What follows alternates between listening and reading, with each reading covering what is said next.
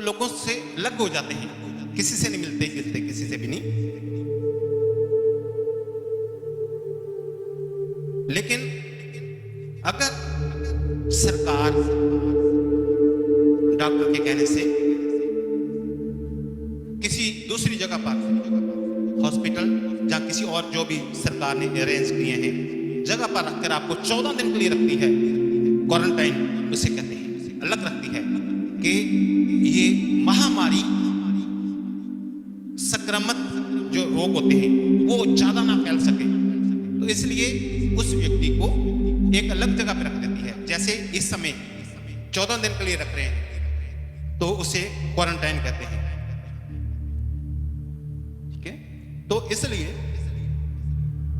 House home isolated और quarantine में थोड़ा सा अंतर यह है दोनों ही अलग होना है, सबसे अलग होना। तो मैं आपसे ये पूछना चाह रहा हूं कि परमेश्वर ने योना को 3 दिन क्वारंटाइन में क्यों रखा? कहीं आपको तो नहीं उन कारणों से रखा। क्या का प्रचार करता है, उसका वचन अति वेग से दौड़ता है। पवित्र बाइबल में ये ओवी एडिटेड का अनुवाद है, लेकिन एक और अनुवाद है, सरल अनुवाद जो है वो मैं आपको बताता हूं। परमेश्वर धरती को आदेश देता है और वह तत्काल पालन करती है। यह बहुत अच्छा अनुवाद है इसका कि परमेश्वर धरती को आदेश देता है और वह तत्काल पालन करती है। आज मैं आपको यह बताना चाह रहा हूं कि योना को क्यों अलग थलग रखा, क्वारंटाइन में रखा। सो योना की पुस्तक में हम लोग चलते हैं। परमेश्वर धरती को आदेश देता है और वो तत्काल पालन करती है। और यहां हम लोग देखेंगे योना 1:4। तब यहोवा परमेश्वर ने समुद्र में एक प्रचंड आंधी चलाई और समुद्र में बड़ी आंधी उठी। हालेलुया। प्रचंड आंधी किसने चलाई? परमेश्वर ने। यानी कि प्रचंड आंधी आज्ञा का पालन कर रही है। परमेश्वर ने कहा, प्रचंड आंधी को आज्ञा दी और वो आज्ञा का पालन करती हुई चलने लगी समुद्र में। प्रचंड आंधी चलने लगी तो परमेश्वर धरती को आदेश देता है और तत्काल पालन होता उसका।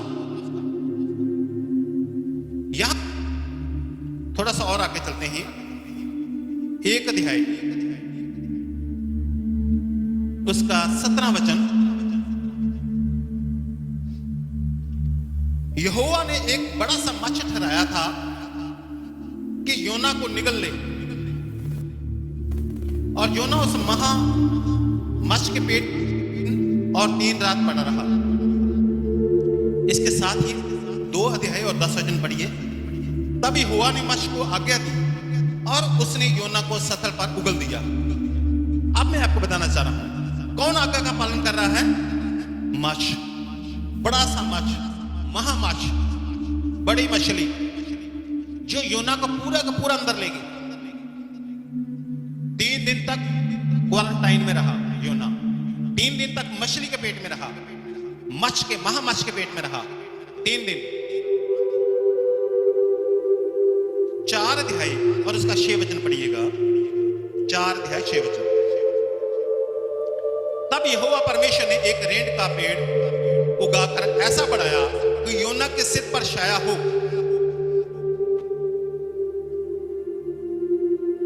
और 10 वचन में लिखा है कि एक ही रात में हुआ।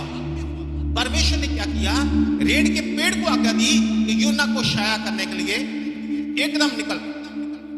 उसको कितना टाइम लग सकता था, लेकिन एक ही रात में इतना बढ़ा दिया कि उसने उसके सिर पर छाया भी कर दी। कौन आज्ञा का पालन कर रहा है? पेड़, रेंड का पेड़, वो आज्ञा का पालन कर रहा है। एकदम परमेश्वर ने बढ़ाया एक ही दिन में, एक ही रात में, एक रात में, और छाया योग्य हो गया। इतना बड़ा कर दिया परमेश्वर ने। परमेश्वर को सिखाना चाह रहे थे। और कीड़ा आज्ञा का पालन कर रहा है। 4 अध्याय 8 वचन।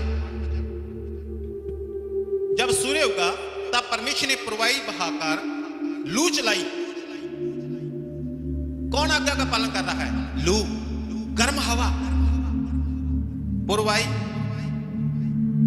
लू चलाई। परमेश्वर कहा, आज्ञा दी गर्म हवा को लू चलने की, और लू चलने लगी। कौन आज्ञा का पालन कर रहा है? लू, गर्म हवा। और 3 अध्याय 5 से लेकर 9 वचन में हम लोग पढ़ते हैं,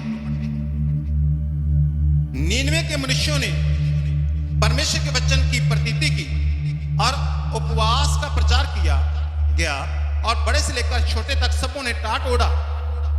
यह समाचार नीनवे के राजा के कान में पहुंचा, और उसने सिंहासन पर से उठ अपने राजकीय वस्त्र उतार कर टाट ओढ़ लिया और राख पर बैठ गया। और राजा ने प्रधानों से सम्मति लेकर नीनवे में इस आज्ञा का ढिंढोरा पिटवाया, क्या मनुष्य, क्या गाय बैल, क्या भेड़ बकरी या अन्य पशु, कोई कुछ भी ना खाए, ना कुछ खाए और ना कुछ पिए। मनुष्य अपने पशु और पशु दोनों टाट ओढ़े, और वे परमेश्वर की दुहाई चला चला कर दें और अपने कुमार्ग से फिरे, और उस उपद्रव से जो वे करते हैं पश्चाताप करें। संभव है परमेश्वर दया करे और अपनी इच्छा बदल दे, और उसका भड़का हुआ कोप शांत हो जाए और हम नष्ट होने से बच जाएं। कौन आज्ञा का पालन कर रहा है? राजा से लेकर भिखारी तक आज्ञा का पालन हो रहा है। कौन कर रहा है? पापी व्यक्ति। पापी व्यक्ति भी आज्ञा का पालन कर रहा है, जो परमेश्वर को नहीं जानता। पापी व्यक्ति, जब उसे कहा गया कि 40 दिन के बाद तुम नष्ट हो जाओगे, 40 दिन के बाद तुम नष्ट हो जाओगे, तब वो भी पश्चाताप करने लग गए। ये सब बातें थी, अनाज्ञाकारिता थी, जिसके कारण उसे 3 दिन तक क्वारंटाइन में रहना पड़ा। अगर आपके जीवन में भी कुछ ऐसी बातें हैं तो आप उन्हें बाहर निकाल दीजिए,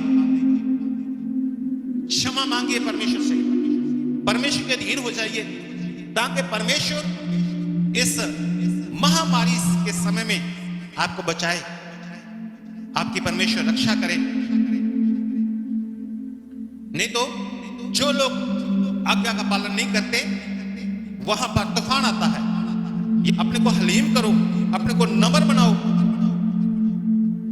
ताकि परमेश्वर आपको बाहर निकाल दे इन सारी समस्याओं से, परेशानियों से।